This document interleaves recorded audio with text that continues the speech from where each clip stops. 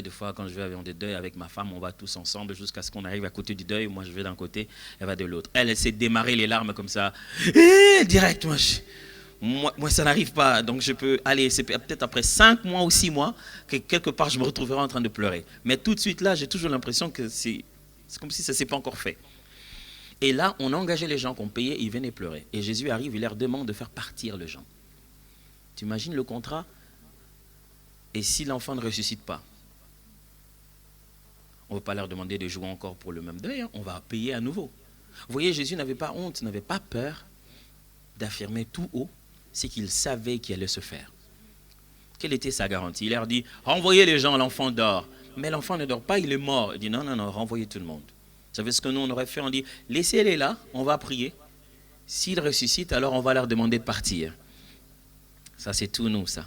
Donc Jésus n'avait pas peur de se tenir de son côté. J'ai dit hier qu'il se forme à 5 ans, mais lorsque Christ est là aussi, il cherche la foi. Quand quelqu'un a la foi, il s'arrête toujours devant la foi.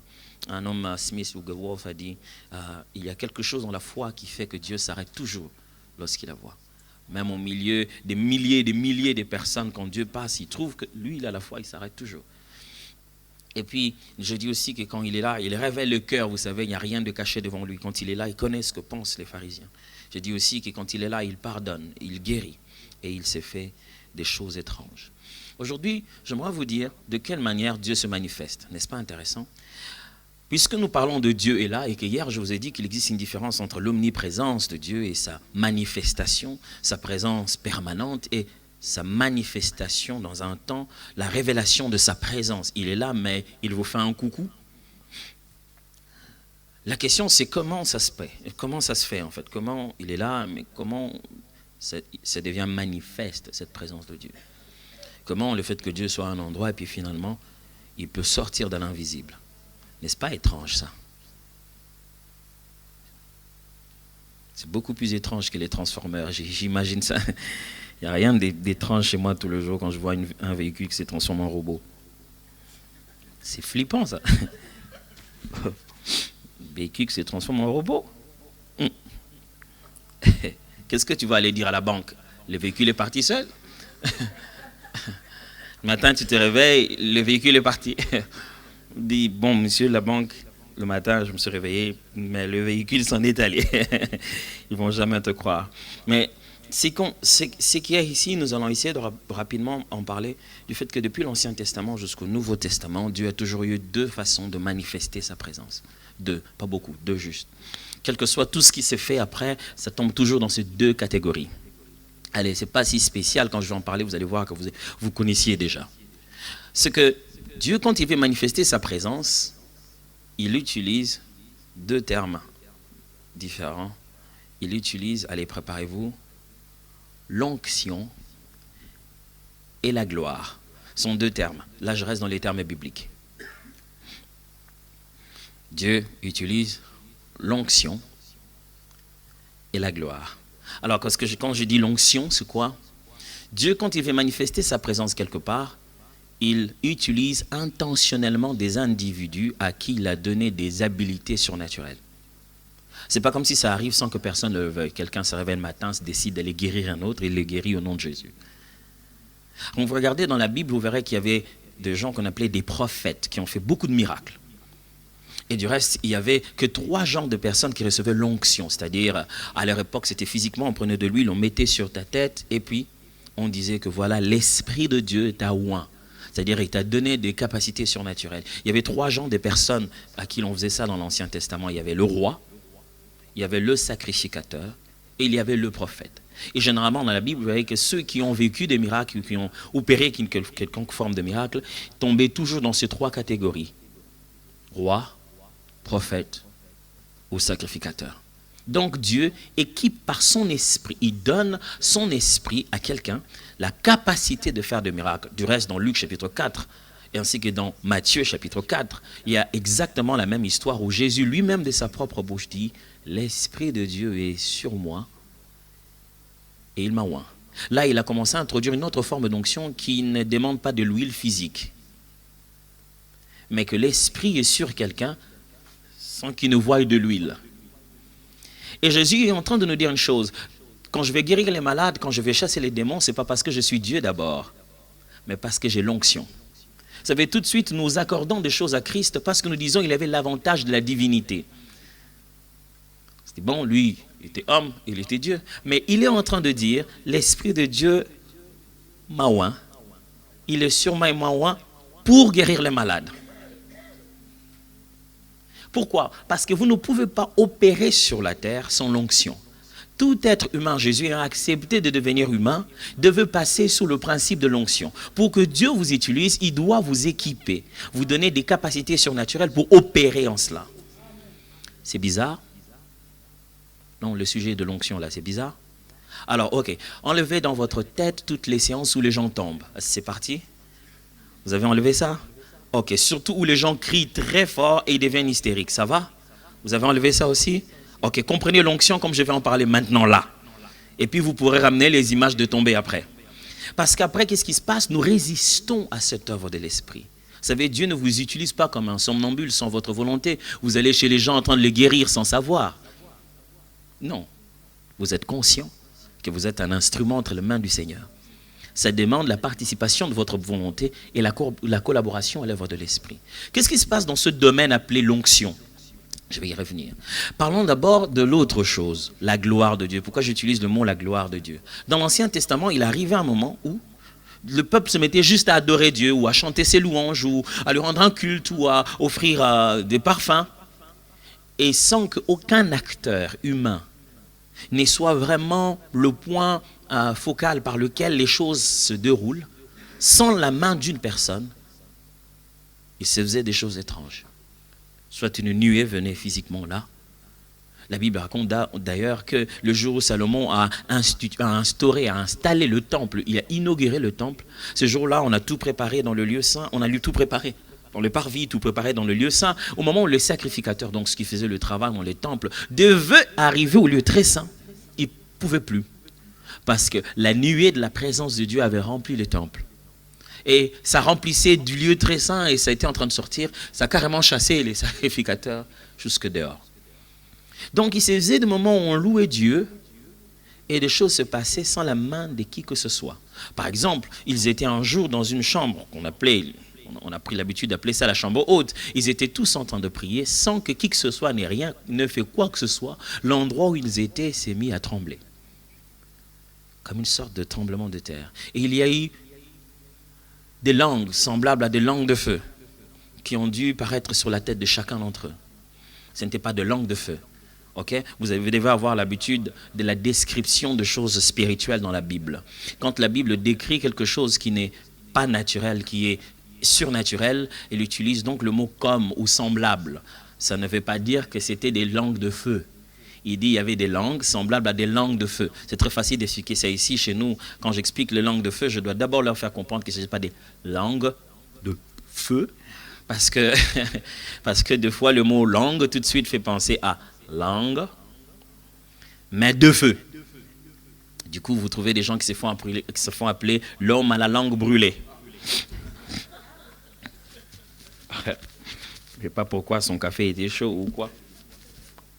Pour qu'il ait la langue brûlée. Donc le mot qui est langue là-bas, c'est vrai que quand vous lisez ce texte, vous trouvez deux fois le mot langue, mais deux langues différentes. Il y a d'abord le mot langue que vous connaissez, donc le langue de feu, comme quand vous allumez une tige d'allumette, cette petite forme de flamme qui se fait sur la mèche, ce qu'on appelle une langue. La langue, mais c'est qu'il y avait une langue sur leur tête, mais qui ressemblait à une langue de feu. Comment je sais ça? Parce que d'abord, ils ne se sont pas brûlés. Si c'était du feu, ils seraient brûlés. Et ceux qui décrivent le disent. C'était des langues semblables à des langues de feu. Donc il y a eu quelque chose de surnaturel. Il semble que ça se partageait sur la tête de chacun d'entre eux. Et après cela, ils se mirent à parler en d'autres langues. Pas d'autres langues, mais maintenant d'autres langues. Et le mot qui est là-bas, c'est d'autres dialectes, c'est-à-dire pas d'autres langues officielles. À l'époque, ils parlaient tous sous le régime de grec, ils parlaient le koiné, qui était le grec commun, la langue que tout le monde parlait à cette époque sous l'Empire grec.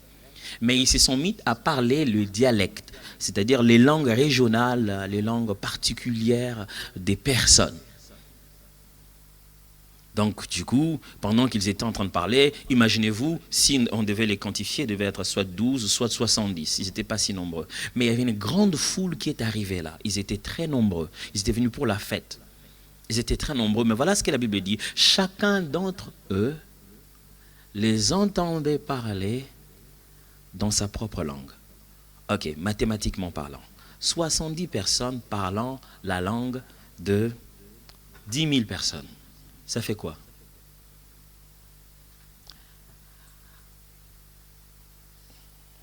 Ok. Imaginons qu'ils étaient 70 et que les gens qui étaient là avaient 200 dialectes. Comment 70 personnes peuvent parler 200 dialectes? Du genre, ils disaient une phrase dans un dialecte, dans l'autre. Mais ce que vous ne lisez pas, ce que vous ne voyez pas tout de suite dans le texte, ce que la Bible dit, c'est ci. Chacun les entendait parler dans leur langue respective. Ça ne veut pas dire qu'ils parlaient dans leur langue respective. Le miracle ne s'est pas passé dans la bouche de ceux qui parlent, mais dans les oreilles de ceux qui entendent. C'est-à-dire, ceux qui entendaient, je pouvais dire, ah, regarde, celui-là, il parle crétois. Mais un autre, dans l'autre coin, il pointe exactement la même personne et dit qu'il parle lingala. Alors du coup, de fond, on se dit, allez, pourquoi vous parlez des termes bizarres là, vous parlez en langue de c'est quoi cette affaire? Non, on ne comprend rien, parce qu'on a toujours l'impression que quand le miracle de comprendre la langue doit arriver, doit partir de la bouche de celui qui parle. Ah non, rien du tout. Ça va d'abord de l'oreille de celui qui entend plutôt. Et ils ont parlé en d'autres langues, comme ça là. Personne leur a dit, allez, mettez-vous à parler. C'était comme ça là, quelque chose de glorieux qui est arrivé. Il arrive que quand on adore Dieu, sans qu'on l'attende particulièrement, le poids de sa gloire arrive. Et quelque chose d'étrange, sans qu'un don n'ait été exercé, nous arrive à nous tous. Donc, quand Dieu se manifeste au milieu de nous, il y a ces deux options. L'expression de sa gloire, que je ne touche pas maintenant, et la manifestation de l'onction. Dans les deux, c'est le Saint-Esprit qui opère, n'est-ce pas?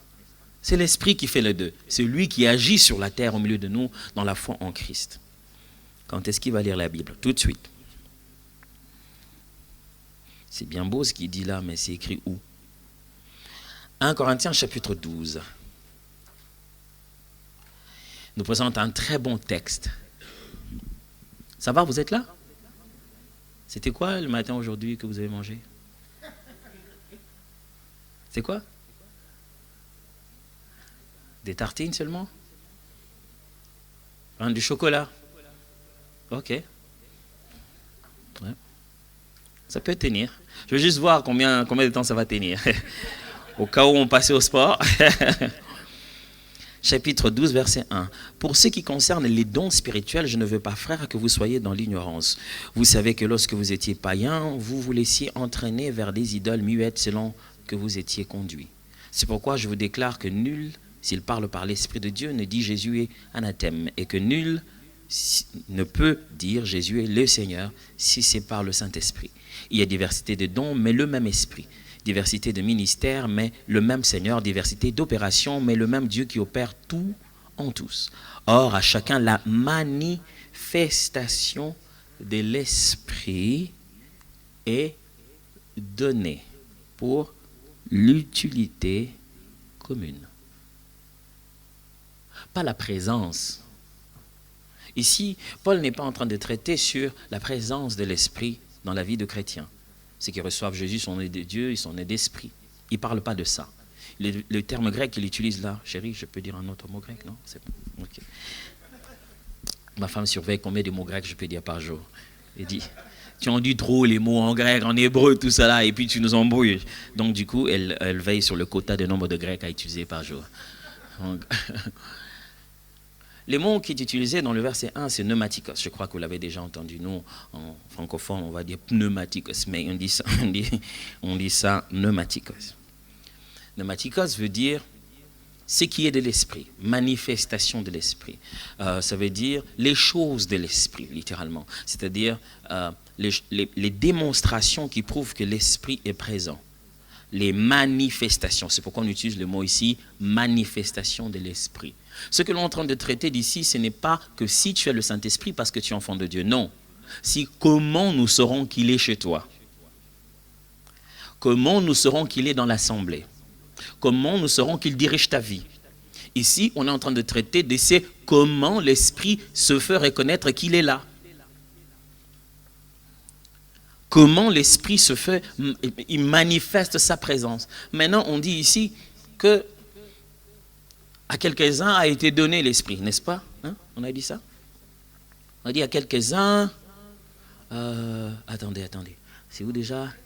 Le verset 7. Or, à quelques-uns, la manifestation de l'Esprit est donnée pour l'utilité commune, n'est-ce pas? C'est à chacun. Pourquoi vous n'êtes pas chacun? Je répète. Pourquoi vous n'êtes pas chacun? Pourquoi quand on dit à chacun, ce n'est pas vous? Si on dit qu'on va donner du chocolat à chacun, je suis sûr qu'à la porte, vous allez réclamer votre chocolat. Mais pourquoi on dit qu'à chacun, ça a été donné et vous n'êtes pas dans chacun? Pourquoi quand on dit chacun, vous avez l'impression qu'on dit à quelques-uns? Je n'invente rien à ces versets, c'était ici avant que je ne vienne, je ne suis pas venu avec, c'était déjà dans la Bible. C'est-à-dire on dit, or à chacun la manifestation de l'Esprit est donnée pour l'utilité commune. En effet, on commence maintenant à montrer qu'à chacun il est donné avec diversité. Ça ne veut pas dire qu'à chacun on donne exactement la même chose. Maintenant quand on dit à l'un est donné par l'Esprit une parole de sagesse, à l'autre aussi est donné. Vous voyez? Et puis à une autre, et à un autre plutôt, à un autre, et à un autre, ainsi de suite. Chacun reçoit une part. Une part de quoi? Une part d'un moyen par lequel Dieu se manifeste.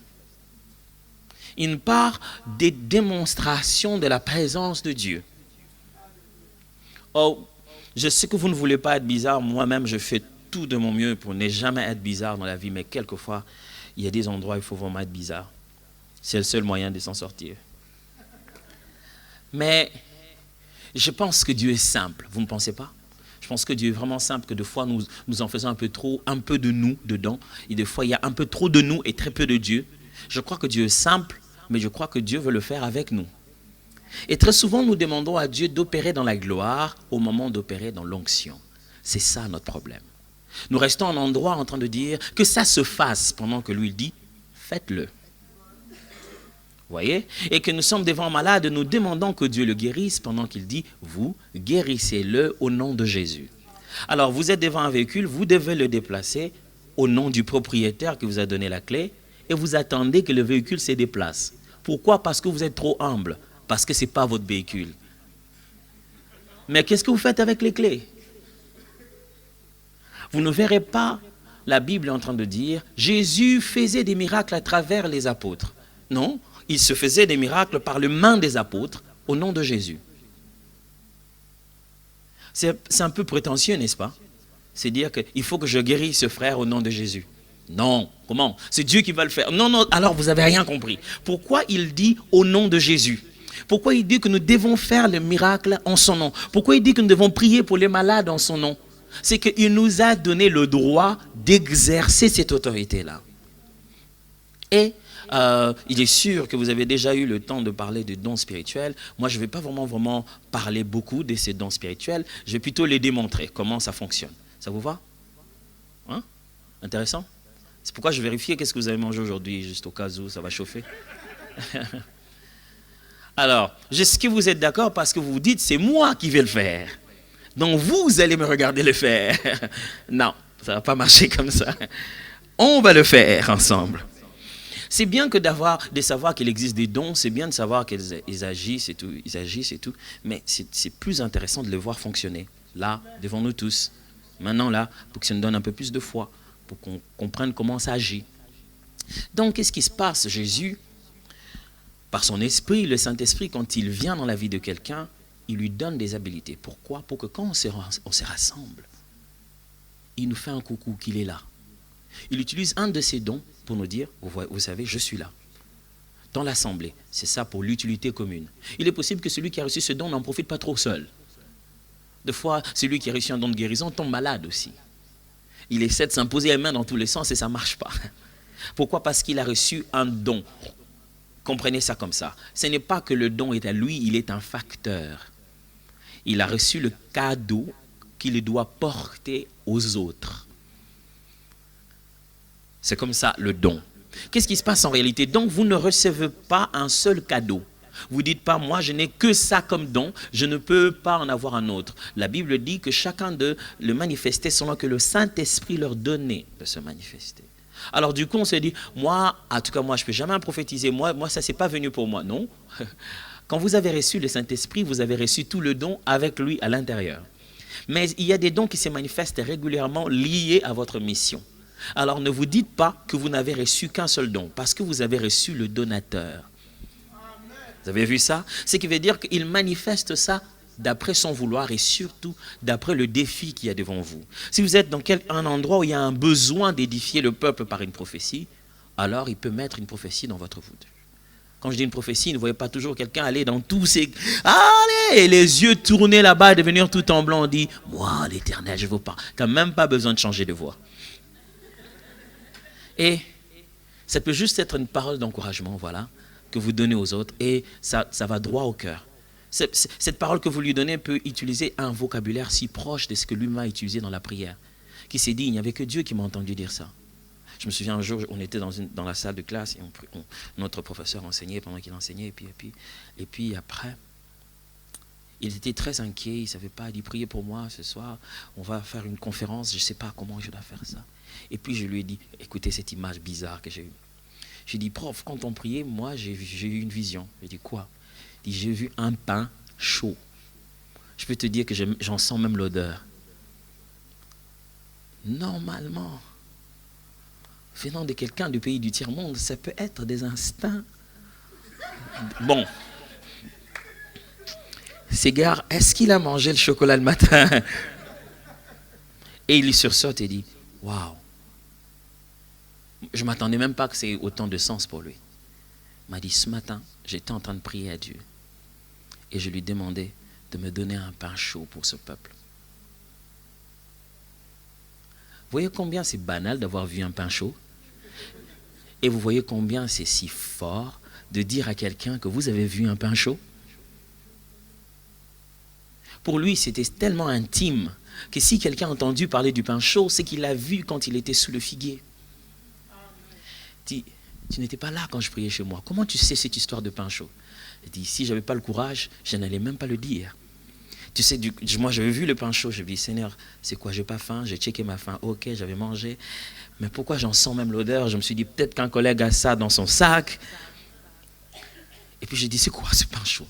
Et quand j'ouvre mes yeux, Dieu me dit, dis-le à ton prof. Je dis, oh là là. Ok, on y va.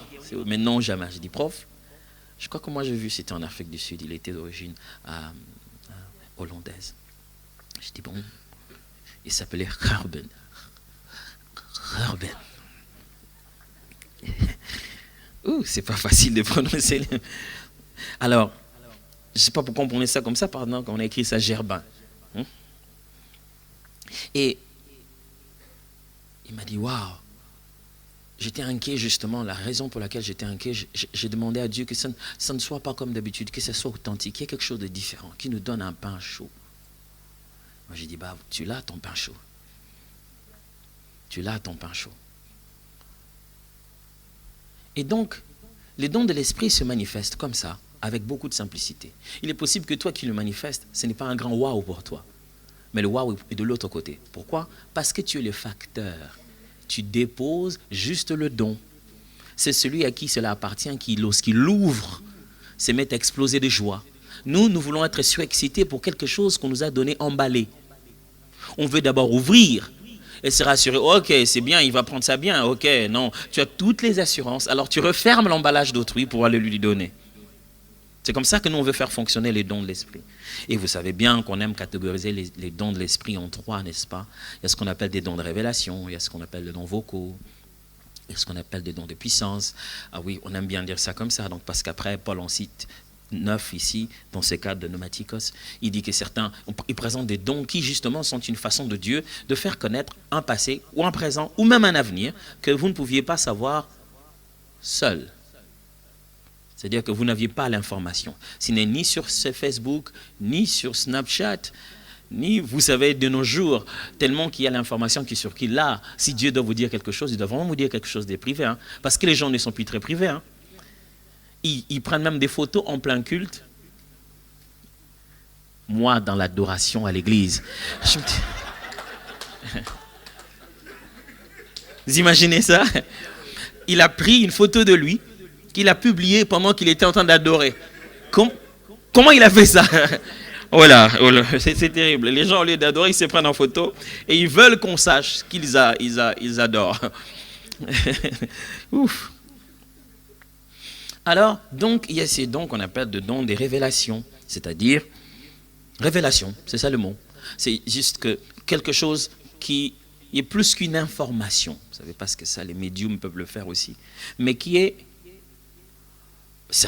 qui contient certainement une information, mais la différence entre la révélation et l'information, c'est que l'information est juste une donnée qui peut être modifiable ou qui peut changer. Mais la révélation, ça vient du sceau de Dieu, la décision de Dieu. Dieu t'informe de ce qui va se faire. Ok, donne une différence. Lorsqu'on fait passer les news à la télé, on dit voilà, ici, le chef du gouvernement s'appelle comment? Charles Michel a fait, il n'y a pas Excellence ou quelque chose devant, non? Ok. Charles Michel, chez nous il y a toujours son Excellence, votre honneur. Alors Charles Michel a fait ceci, cela, dans peu de temps, voilà, il y aura telle réforme. C'est une information, c'est une décision au niveau humain.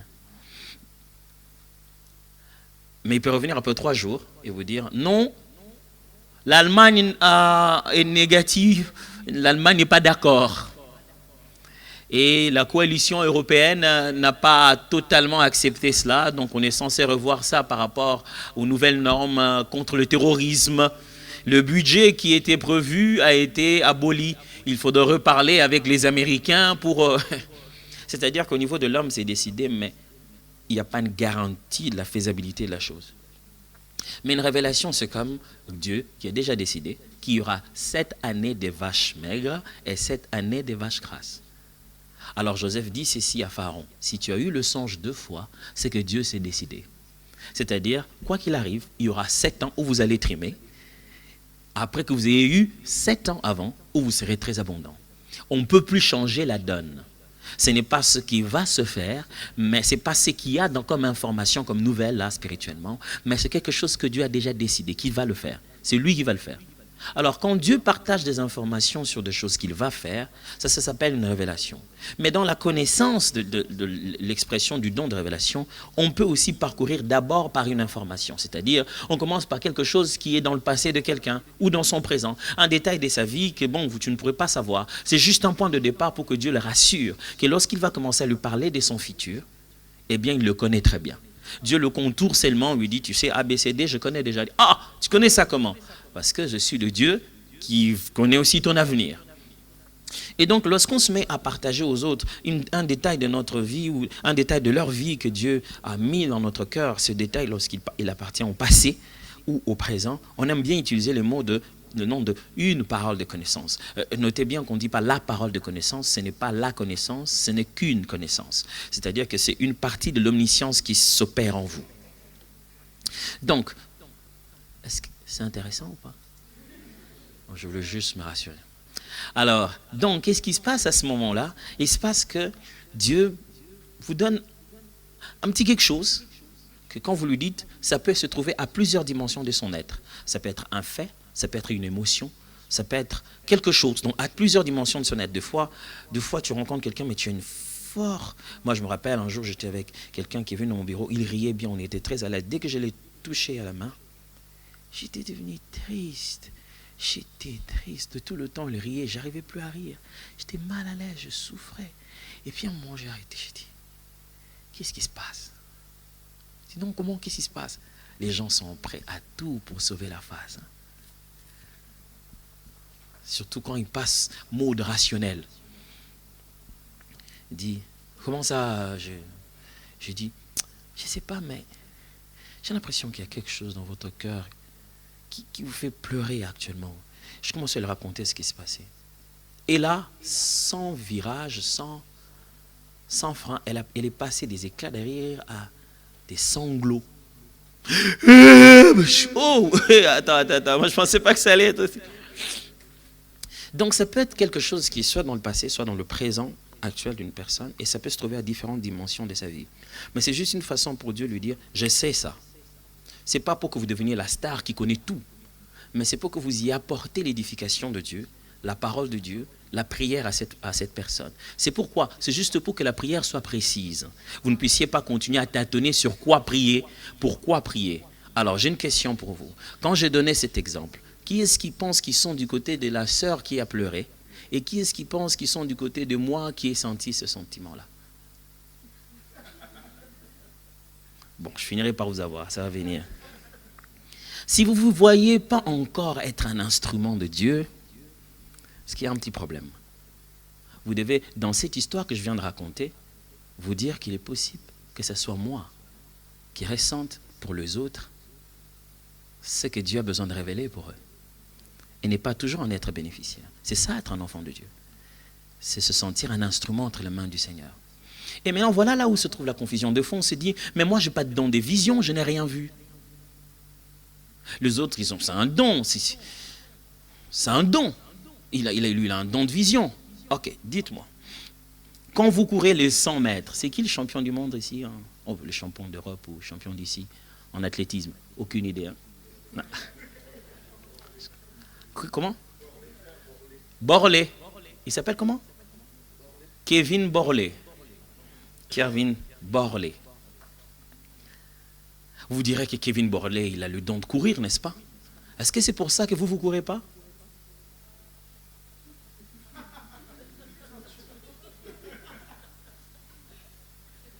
Dites-moi, vous ne courez pas, vous?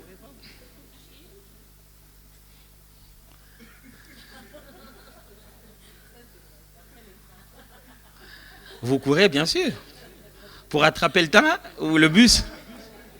Ou pour les sports? C'est vrai que vous n'êtes pas borlé, mais ce n'est pas pour autant que vous ne courez pas. Vous voyez ce que nous faisons? Nous disons, ben moi je ne suis pas champion du monde, donc je ne cours pas. Est-ce que courir, c'est pour avoir un prix ou pour garder son corps en bonne santé? Des fois, il y a des gens qui sont plus sapés que borlés. Hein. Quand ils vont dans des magasins, ils achètent des tenues de sport qu'ils ne feront jamais, mais ils ont des belles tenues de sport. Quand tu les vois habillés dehors, tu te dis, pouf, quel sportif! Mais est-ce que ce qui vous empêche de courir, c'est le fait que vous ne pouvez pas gagner un championnat? Ou bien que vous n'avez pas en fait en réalité dans votre corps des habilités de courir? Je pense que c'est faux. Vous avez des habilités de courir. Et quand vous courez, vous ne courez pas pour avoir un prix. Vous courez pour votre propre santé et Dieu vous a équipé la capacité de courir. Voilà ce que nous, les chrétiens, nous avons l'habitude de dire. Ah, lui, il est champion. Lui, il est prophète. C'est pourquoi il court. Non. C'est parce qu'il court qu'il est devenu champion. Il ne court pas parce qu'il est champion. Il est champion parce qu'il court. Ok, là je commence à vous embrouiller, je me sens bien. Ce n'est pas le championnat, ou je ne veux pas dire, ce n'est pas son prix qui l'a rendu coureur. C'est sa course qui lui a donné le prix. Et donc, c'est-à-dire, fondamentalement, il a les mêmes habilités que nous, utiliser ses jambes à une certaine hauteur, à une certaine fréquence. Et nous, on a décidé qu'un peu de course, beaucoup de fromage. Et lui, il a dit, plus de course, peu de fromage. L'équilibre qu'il a fait dans sa vie l'a distingué. Spirituellement, la Bible dit que quand nous sommes nés en esprit, nous sommes nés comme un enfant. Donc, il y a encore des muscles qui demandent de l'exercice. Si quelque chose ne se manifeste pas régulièrement en toi, ce n'est pas parce que tu n'en as pas les capacités, c'est parce que tu ne les as pas exercées. Et le premier problème de l'exercice, Paul l'a dit au verset 1, en ce qui concerne les dons spirituels, je voudrais, frères, que vous ne soyez pas dans l'ignorance. C'est généralement ça. N'est pas être bien informé sur la chose. Par exemple, quelqu'un dit, mais bon, moi, comment je vais manifester le don de révélation? Je ne connais rien. Parce qu'ils se disent que quand il faut avoir un don de révélation, c'est on passe en transe. Ouf! Ils se disent, moi, je n'ai pas de don de vision. D'abord, la vision n'est pas un don. Allez. C'est bien parti, là, je vous ai eu maintenant. 2, le songe n'est pas un don. Paf, Là encore, je vous ai eu. Top, c'est bien. Là, j'ai vraiment votre attention. Je peux même fermer ma Bible. Ça devient intéressant maintenant. Quoi? La vision, c'est pas un don? C'est quoi alors? Vous voyez, lorsqu'on vient de citer ce qu'on appelle le nématikos, on n'a pas parlé de la vision. On n'a pas non plus parlé des songes. Voilà ce que nous pensons. Nous pensons que le don, c'est la manière dont nous percevons chez Dieu. C'est faux. Dans toute la Bible, quand vous allez décrire, vous allez voir tout ce qu'on appelle de don. Ce n'est pas la manière dont nous percevons de Dieu. C'est la manière dont nous délivrons chez les autres. Je peux percevoir et la prophétie, et la parole de connaissance, et la parole de sagesse de la même manière. Mais la différence est dans le contenu que je dois communiquer. Je peux rêver d'une chose qui se passe aujourd'hui dans ta vie, ou qui s'est passée il y a longtemps dans ta vie. Tu me diras, oh, quelle parole de connaissance, mais je l'ai rêvé. Je n'ai pas rêvé de connaissance, j'ai juste rêvé. Et le contenu peut être un rêve pour l'avenir. La vision et le songe ne sont pas des dons spirituels, mais des canaux de conversation. Quand on parle avec Dieu, Dieu cause avec nous en nous donnant des visions et des songes. C'est dans le message que vous avez reçu que se trouve le don à exercer. Ok, je répète. Les téléphones, c'est quel message? C'est rien. Je dois recevoir le message. Les téléphones, c'est le moyen de communication. Ok? Il n'y a rien du tout. Dans le même téléphone, il y a un message qui dit qu'on m'a viré, un autre qui dit qu'on m'a embauché. Est-ce que le téléphone, c'est pour m'embaucher ou me virer? C'est pour aucun des deux. C'est juste pour communiquer. Donc, il existe que Dieu nous a donné des habiletés de communiquer avec nous. Et lorsqu'il communique avec nous, c'est dans ces canaux-là qu'il met le type de message qu'il distingue cela, que ce soit un don de révélation, que ce soit quoi que ce soit d'autre. Ça va? Est-ce que ça commence à venir là-dessus? Je vais vous donner les meilleures preuves. Les plus grandes visions que vous avez dans la Bible, les plus grands songes que vous avez dans la Bible, ont été rêvés par des gens qui n'avaient pas d'alliance avec Dieu. Nebuchadnezzar, Pharaon. Ils n'étaient ni prophètes,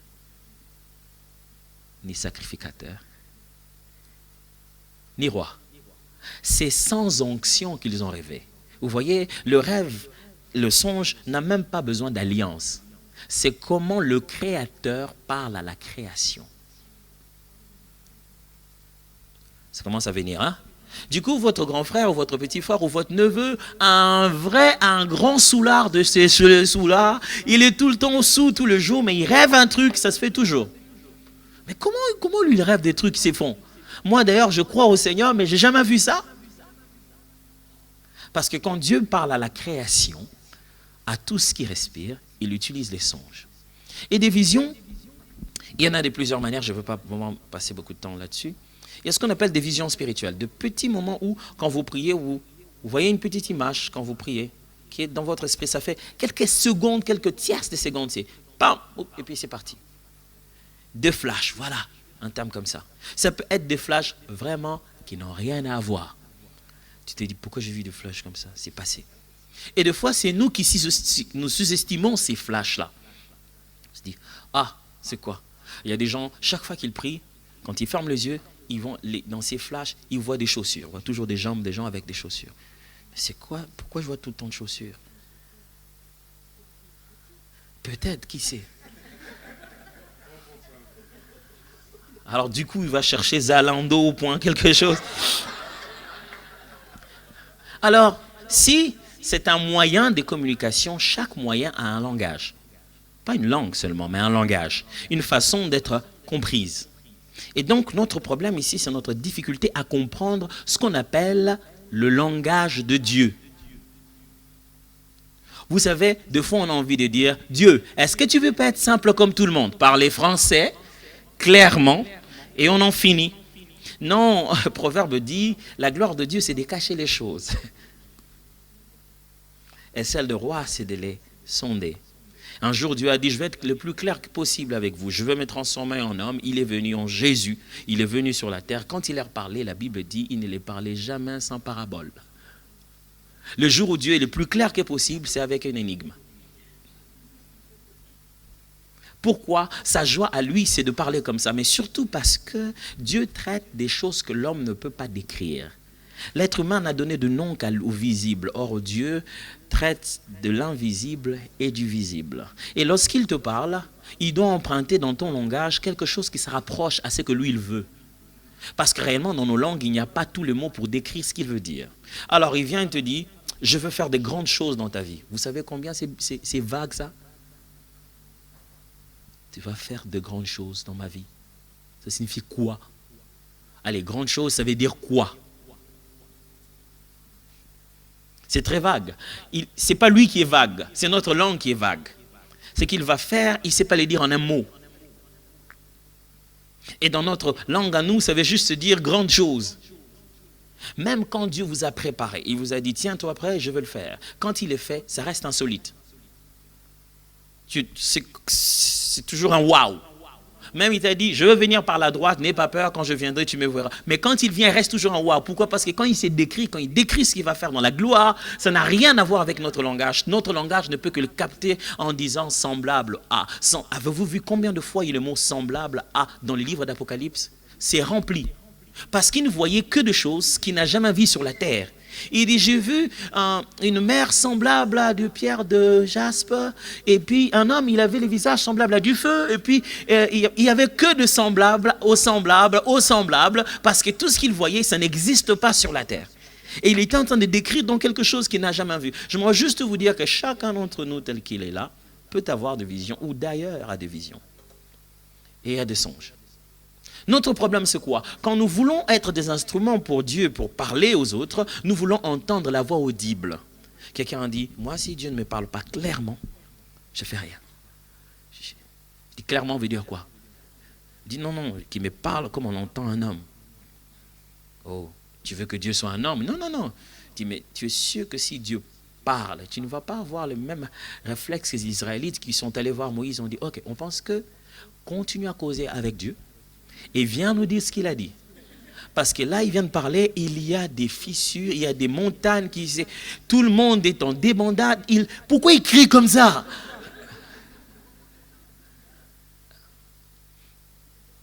Dieu parle, vous savez.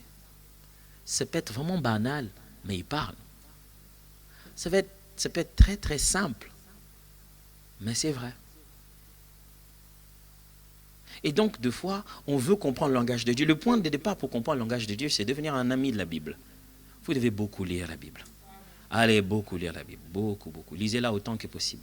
Lisez la Bible. Quand vous avez un temps mort, lisez la Bible. Quand vous savez pas lire la Bible dans un bus parce que tout le monde va crier liberté des religions. J'ai jamais compris pourquoi. J'ai fait que lire. Je n'étais même pas fait lire. J'ai lu seul. Mais bon. Alors, si tu ne peux pas lire, écoute la Bible. Mets-la dans ton téléphone. Écoute la lecture biblique. Mais ça, on a un CD pendant qu'ici, on conduit toujours, c'est à 10 minutes, à 20 minutes, à 30 minutes tout le temps. Alors, tu te dis, mais je n'ai même pas le temps de lire la Bible. Alors, prends le temps d'écouter la Bible. Tu roules 2 heures pour arriver à ton lieu de travail, mets un CD de la lecture biblique. Parce que la foi, elle ne vient pas de ce qu'on lit, mais de ce qu'on entend. Vous voyez ça? Même l'entendre, c'est bien. Mettez un CD, écoutez une lecture biblique. Des fois, même la lecture peut mieux te faire comprendre les choses que toi-même en essayant de lire. Parce qu'il y a des gens qui, dès qu'ils se mettent à lire, ils vont dormir. Donc avant de dormir, s'il ne sait pas dormir, il dit, bon, je vais lire un petit quelque chose, comme ça je vais dormir. Donc, lui dire de lire la Bible, c'est lui demander de dormir. Alors, écoutez la Bible. Vous n'avez pas de bonnes raisons de ne pas vous remplir de la parole de Dieu. Vous savez, si vous lisez bien les livres de prophètes, vous commencez à comprendre le langage prophétique. Et quand Dieu vous montre une chose, vous commencez à savoir que non, là, Dieu est vraiment en train de vous montrer quelque chose. Donc il arrive aussi que Dieu veut dire quelque chose pour encourager quelqu'un dans une situation, le montrer qu'il l'aime et lui garantir de son avenir. Ça, c'est ce qu'on appelle une prophétie. Ça peut être juste une parole d'encouragement, comme ça peut être une parole de révélation qui parle de l'avenir que la personne va devoir vivre. Mais il existe aussi un don qui agit pour te dire quelle est la prochaine étape de ta vie, quelle est la sagesse à appliquer maintenant. Ça révèle pour toi qu'est-ce qu'il faut faire à partir d'ici jusqu'à ce qu'il t'attend demain. Des fois, ça peut aller plus loin, qu'on appelle une parole de sagesse. Tant que tu ne l'as pas parlé, ce n'est pas une parole. Dis-moi, je reçois beaucoup de paroles de connaissance, mais quand tu ne dis rien, on ne reçoit pas des paroles de connaissance, on donne des paroles de connaissance. Vous voyez? Tant que tu l'as encore dans ta bouche, tant que tu l'as encore dans ton ventre, quand tu l'as encore caché en toi, il n'y a pas de paroles. Le mot parole n'a pas à s'adresser là-bas. Elle devient une parole quand c'est vous qui parlez, qui partagez aux autres ce que vous allez faire. Ça va? On va faire 2 exercices pour voir comment ça fonctionne. Ça va?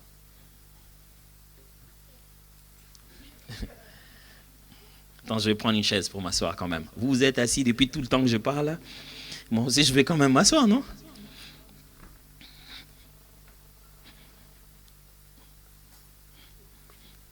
Vous aviez dit que vous vouliez voir des choses étranges, non? Mais pourquoi vous êtes comme si... Vous... Moi, depuis que je suis là, c'est vous que je trouve étrange.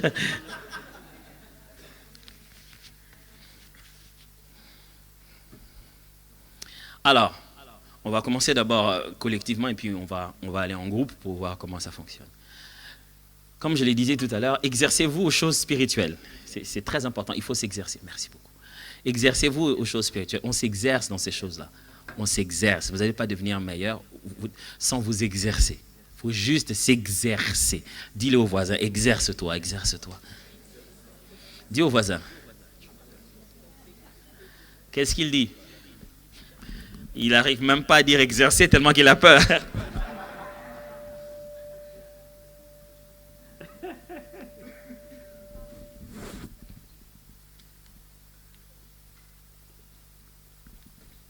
Alors, lorsqu'on manifeste un don de révélation, ça arrive, l'information, la révélation qu'on doit recevoir, Dieu peut utiliser plusieurs, ce qu'on appelle des points de contact.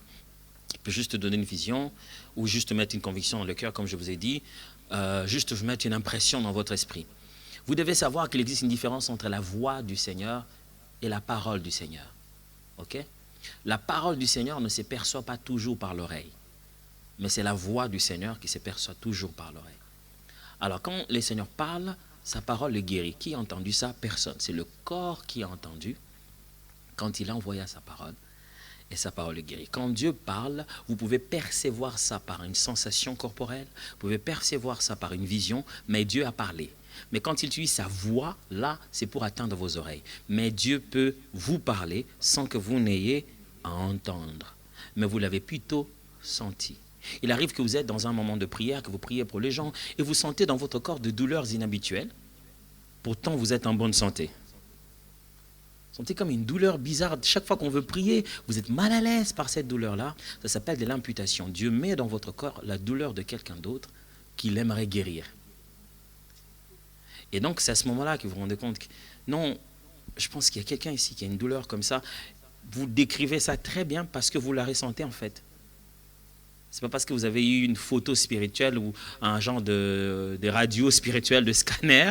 Vous avez vu. Non, ce que vous décrivez, c'est ce que vous ressentez. Et Dieu vous donne l'habilité à mieux décrire à cause du fait qu'il vous l'a fait ressentir.